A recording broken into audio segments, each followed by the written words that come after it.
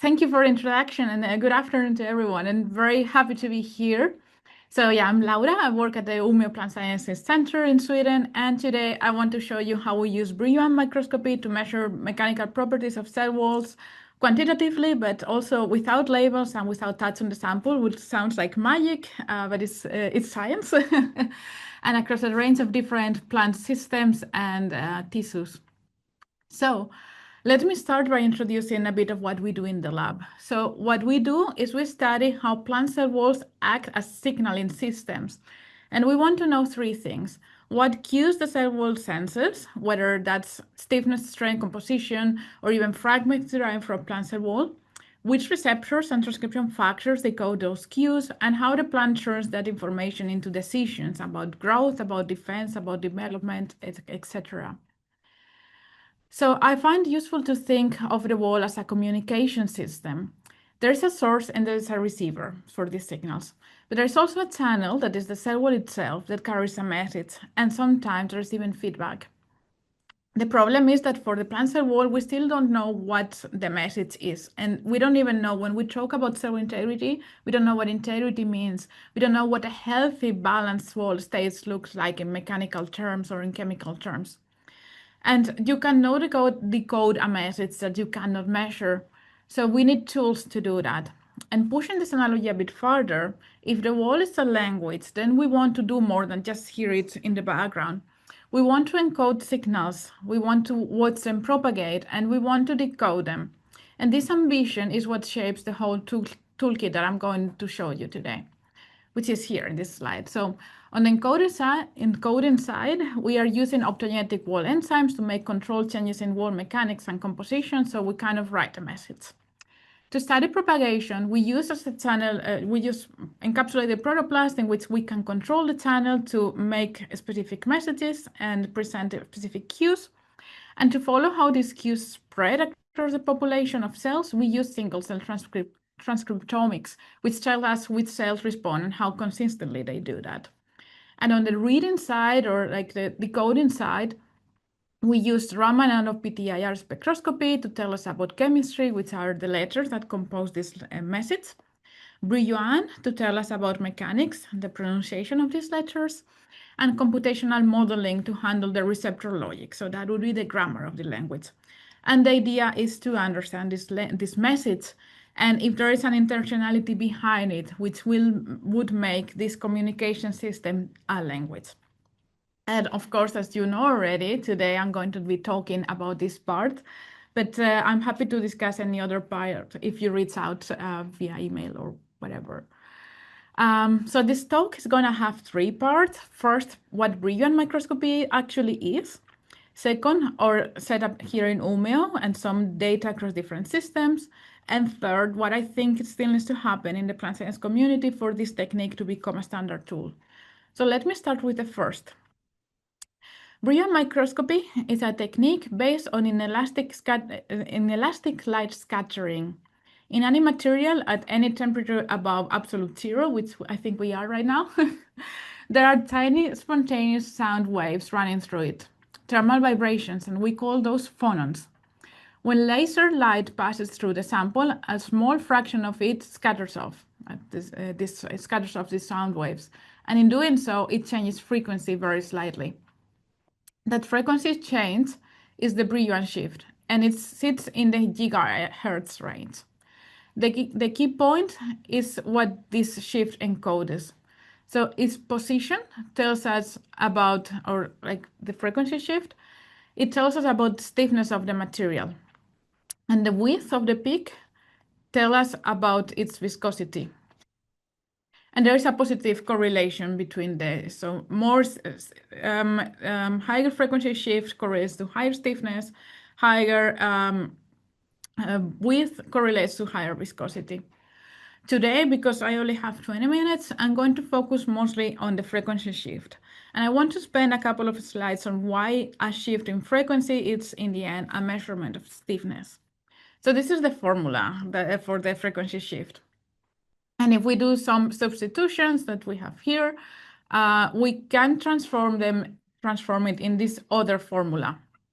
in which eventually we have the M as part of the definition for the acoustic phonon velocity, which is the longitudinal elastic modulus. So how compressible a material is, that we will denotate as M. So I want to be quite clear about a critical thing before we go further, because I think it's the most misunderstood point about what the whole technique is. So M is a measurement of stiffness, but it is not the Young modulus. So let me unpack that. The longitudinal modulus M is not this everyday stiffness that we all love from AFM, for example, or from pulling on a sample. The two are related, but the relationship runs through the Poisson ratio, and that relationship is not a simple conversion. So the Young modulus tells you how much a material deforms under an applied pressure. Stiffer material deforms less.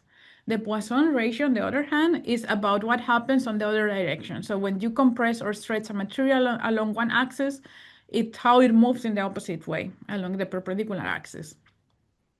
Both of these fit into the longitudinal modulus. So that's why on its own, it does not map clearly on stiffness that you may have in mind. And then we make that concrete with two everyday materials. So we have cork, for example. Cork has a Poisson ratio close to 0, which means that when you compress it, it does not bulge. So that's why we put it on wine bottles as a wine stopper. So because the longitudinal modulus, because the Poisson ratio is 0 here, the longitudinal modulus and the Young modulus would be the same in this case. On the other hand, we would have rubber. So rubber has a Poisson ratio near to half, 0.5. So when you compress it, it bulges dramatically. So in rubber, the longitudinal modulus wouldn't be the Young modulus at all. So it would become very large because it's now dominated by how hard it is to change the material's volume, not its shape.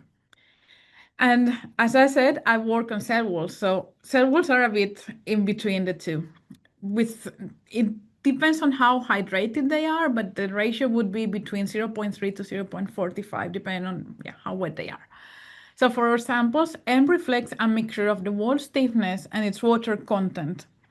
And the message that I want you to take from this slide is that when I show you a Brillouin number from a living wall, that number is real and it's reproducible, and we can make replicates and it will always measure the same. But this same that it always measures is not a direct readout of the elastic modulus that we have with AFM. So then why would we use this instead of AFM? If it's not just simply the Young modulus. Is it actually useful? So my answer is yes, obviously, because of three things. First, where all the methods are valid, for example, in controlled hydrogels, M correlates with both rheometry and measurements from AFM, from the Young modulus. So it's an actual mechanical variable. It's not an arbitrary optical number. Second, and this is for me the real advantage, it sees what the others cannot.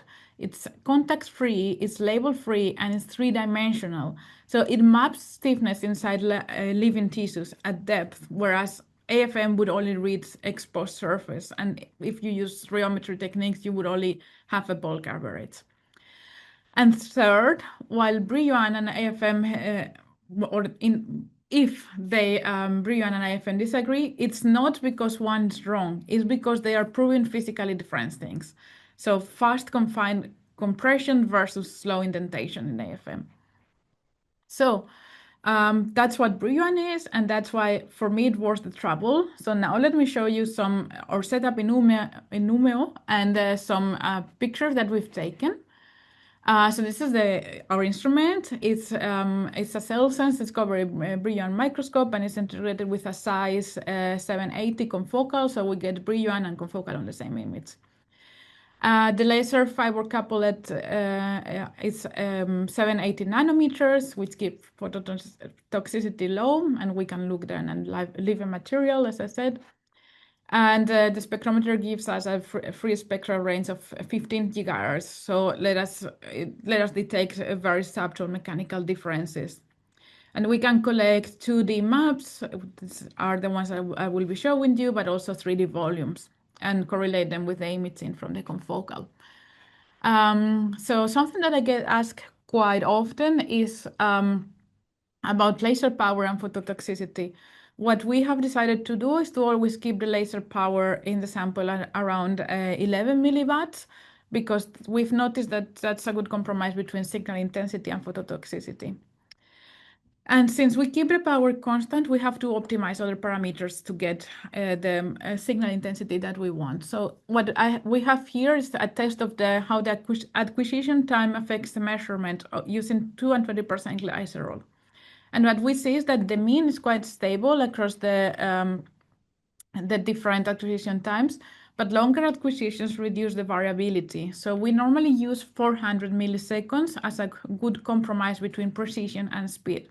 So now, when you start seeing maps, Brillouin maps from in the next slides, you need to take into account that each pixel that is there takes us 400 milliseconds normally to acquire. So then you can have an idea of how long it takes to take one of these images. Another question I get often is how deep you can go in a sample. So we've tested that too, and again with 2 and 20% glycerol, and my general answer is that you can go as deep as your sample is transparent. So what you can see here is that depth has a very little influence on the measure itself, but there is one important thing, that is turbidity. So in a turbid samples, you lose signal as you go deeper, and you can kind of see that here in the 20% glycerol, because the peak broadens and the shift estimate becomes noisier.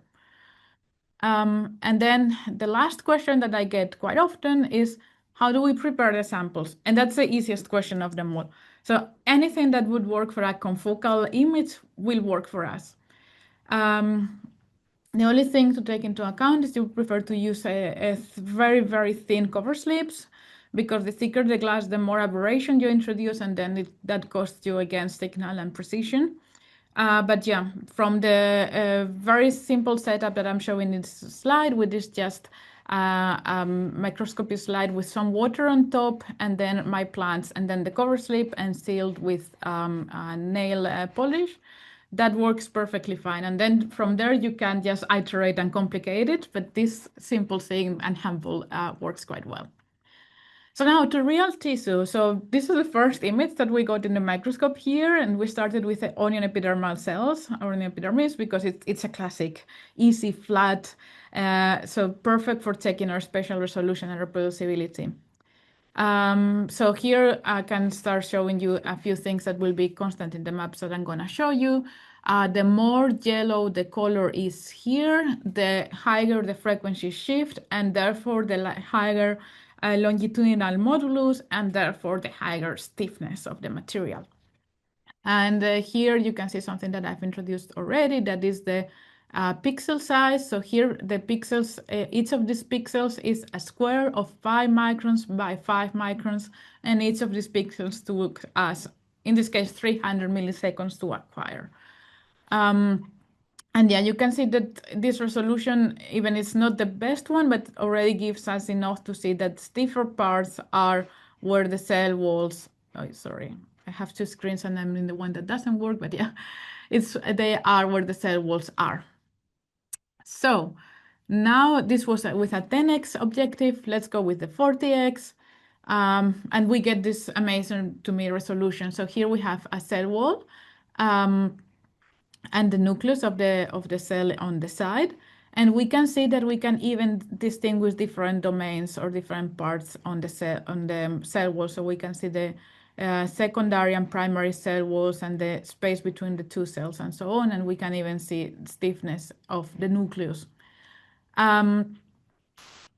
So yeah, this gives us reproducible signals, and this gives us a good spatial resolution and confidence to do biological or to ask biological questions and try to solve them with this technique. And most of our biological questions, we ask them in Arabidopsis. So we work mainly in root as a developmental model in which we can connect cell mechanics to growth and signaling. And here you can see with a 40x objective again, so that's the one that we'll be using in the next slides, and 1 micron resolution. You can see very nice images in which, again, we can distinguish individual cell walls. And then you can start complicating the system and playing with it. So A very interesting thing that we are trying to do now is to couple the Brillouin microscopy to microfluidics so we can keep a living root in place and deliver treatments in a controlled way while we emit. So we can follow the same sample over rather than comparing different ones. And that opens the door to see wall mechanics changing in life. So here's the Brillouin, the microfluidics chips that we are using in collaboration with Guido Grossman in Düsseldorf. And yeah, we are hoping to have to use that to deliver different treatments that you can see here. So here's where it starts getting biologically interesting, right? So we compare a flagellin, a bacterial peptide that triggers the plant immune system. So it's a immune cue with isoxaben, which triggers cell wall damage because it inhibits cellulose deposition. And then this tells us how plants distinguish structural damage and an external biotic stress damage.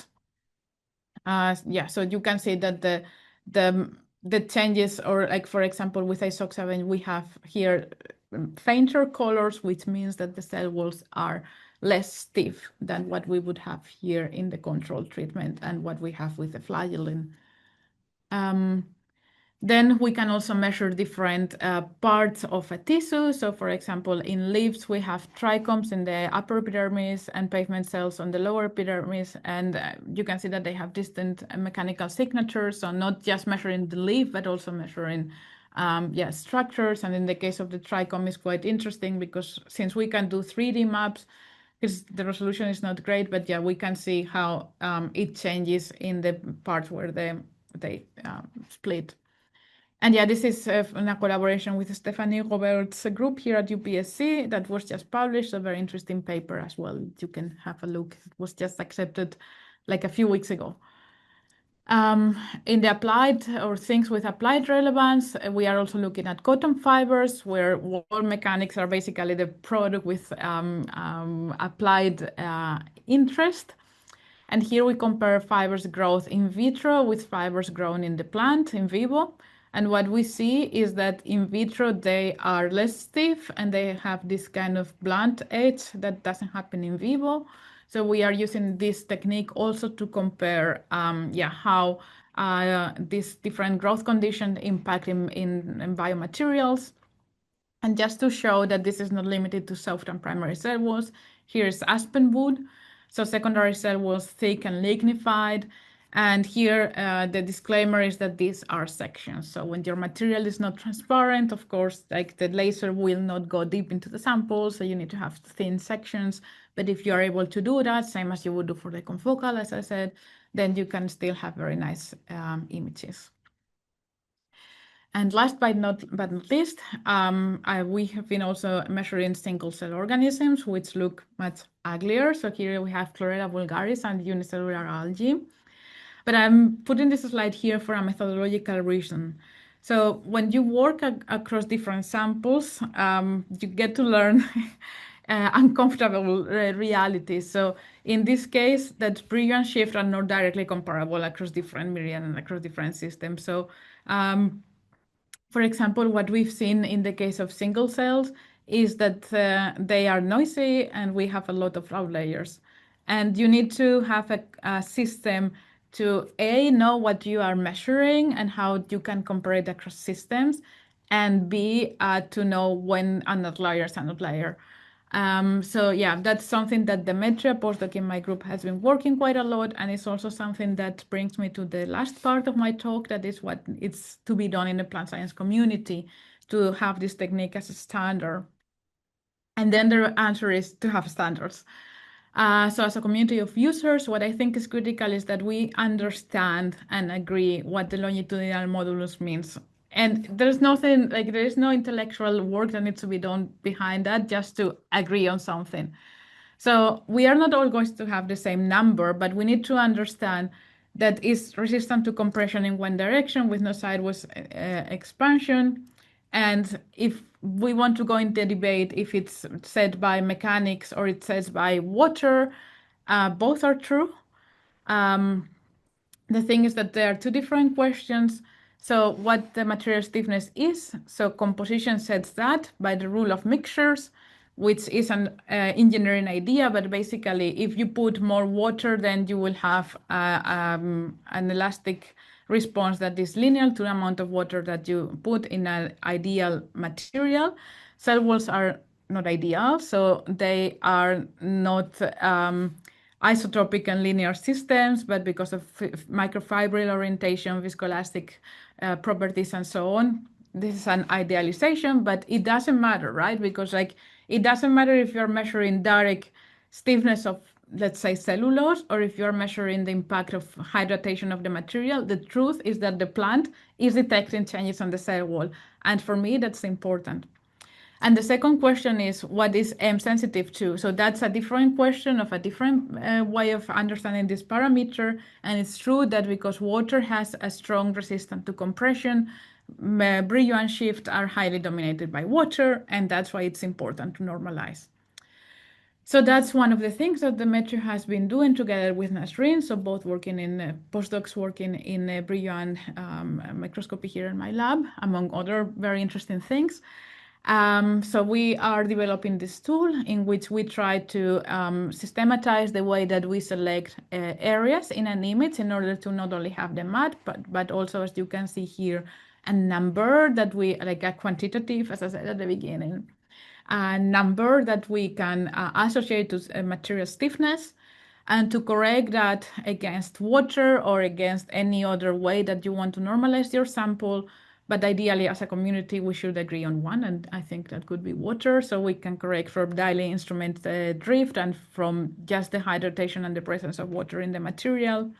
And it's also a way of, or it has, this tool has also inbuilt the possibility of picking the right statistical test for these samples, and to do a test for detecting and removing outliers.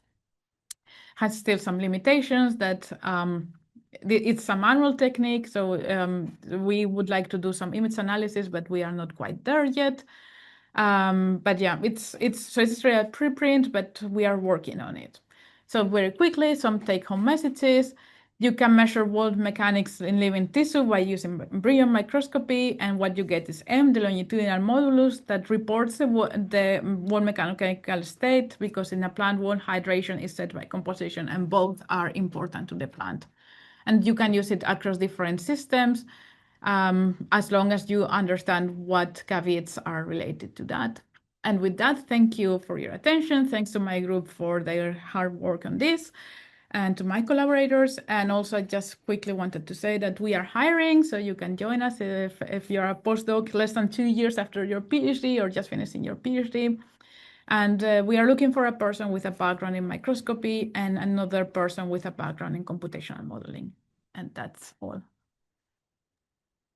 Wonderful. Thank you very much, Laura. That was a fantastic talk. Really nice to see the combination of the new technique, which is allowing us to address new questions, coupled with the tool development and getting it out to the community and what have you. So that's a wonderful thing, which is really what we're trying to really push for this webinar. So we've got a couple of questions that have come in, and if it's okay, what I'm going to do is I'm going to ask a few, and then we might compile the questions and send them to you so we can get a response for those that we didn't have time to answer, so we can get a response out to as many questions as possible. But I suppose first of all, I just wanted to ask you mentioned about the resolution being 1 micron, and you mentioned the depth and the speed. So this technique's a little bit slower than normal confocal microscopy imaging.